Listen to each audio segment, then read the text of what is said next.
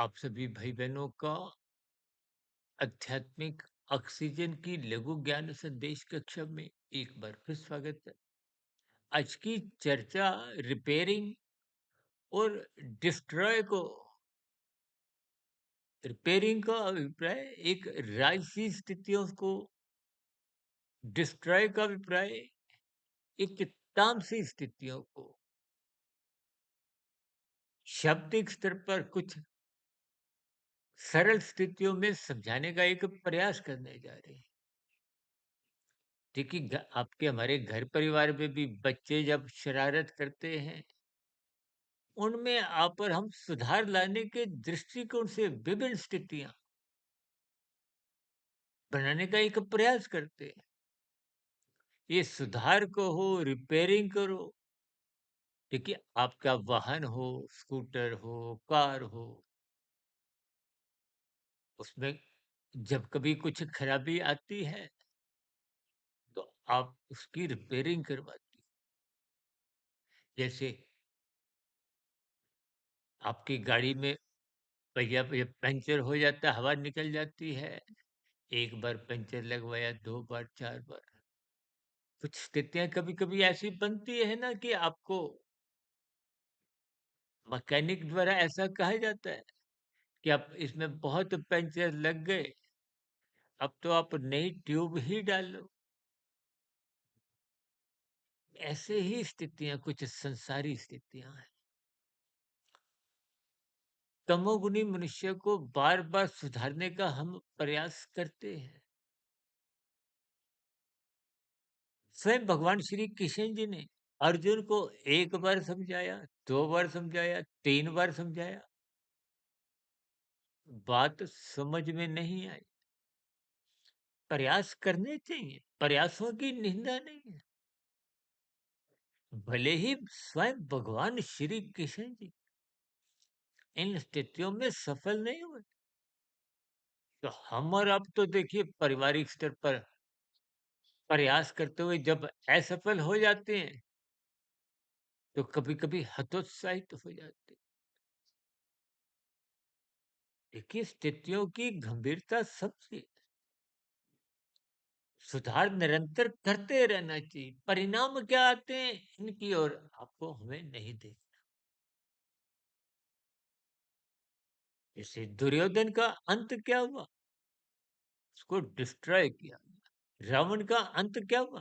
देखिए, अभी कुछ रोज पहले ही दशहरा पर्व गया ना। हम हर साल रावण फूकते आए हैं। कितने ही रावण फूक डाले, लेकिन भीतर के रावण को फूकना भूल गए। इसके फलस्वरूप आपके भीतर भी बुराइयां नाचती हैं, हमारे भीतर भी बुराइयां नाचती हैं।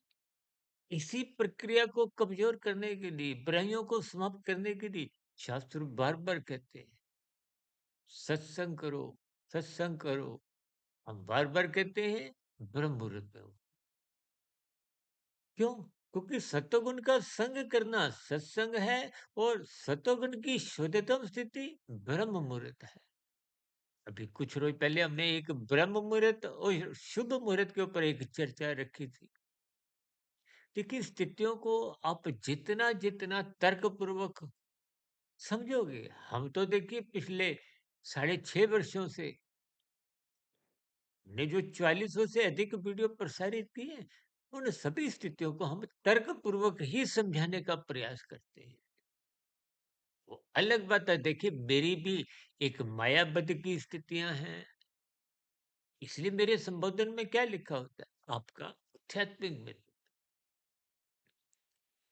आपके सुझावों का सदा हम स्वागत करते हैं। गलतियां हमसे भी होती हैं। देखिए, मनुष्य जीवन को आप जितना अधिक सात्विक बनाओगे, उतना उतना परमात्मा से जुड़ने में एक सहायता मिलेगी। सत्वगुणी मनुष्य ही परमात्मा की चर्चा सुनते हुए परमात्मा के मार्ग पर चलता हुआ कर्म योग, ज्ञान योग, भक्ति योग की स्थितियों में आगे बढ़ता है। यही साधना है। और यदि आप और हम इस साधना के मार्ग पर चलते ही नहीं है, तो फिर संसारी स्थितियाँ रहती हैं, कर्मफल सिद्धांत की जैसी-जैसी स्थितियाँ हैं। इसलिए ये जो हमने रिपेयरिंग शब्द और डिस्ट्रॉय शब्द लिखा है, यानी कि सुधार करने की, बार-बार तमोगुणी मुष्य में सुधार लाने के लिए प्रयास किए जाते हैं। सरकार भी सुधार करती है। देखिए जेलों में जो बंद कैदी हैं ना, उनमें भी सुधार लाने के लिए विभिन्न प्रकार के इन सत्संगमय स्थितियों की, गुरुओं के प्रवचनों की श्रृंखलाएँ चलती हैं। क्योंकि तन के स्तर पर सजा काटने के बाद यदि मन परिवर्तित नहीं हुआ, सात्विक नहीं बना, तो वो पुनः अपराध करता है।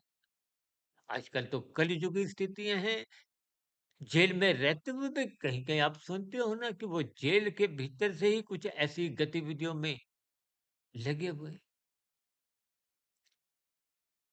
कि देखिए कर्मफल सिद्धांत इन सभी स्थितियों को आरंभ से अंत तक देखिए आप छोटे से छोटा कानून का उल्लंघन करो चाहे पाप कर्म होगा, वो सुई की नोक के बराबर भी होगा तो वो कर्मफल सिद्धांत में उसकी एंट्री आ जाती है। ऐसा कोई भी कर्म पाप कर्म, इसलिए हम गैर जमानती वारंट से जोड़ते हैं। निश्चित रूप से उनका फल आएगा। ये नीचे की 80 लाख प्रकार की जोनियां ने किए गए कानून के उल्लंघन को हो, पाप कर्मों का फल ही भोग रही है।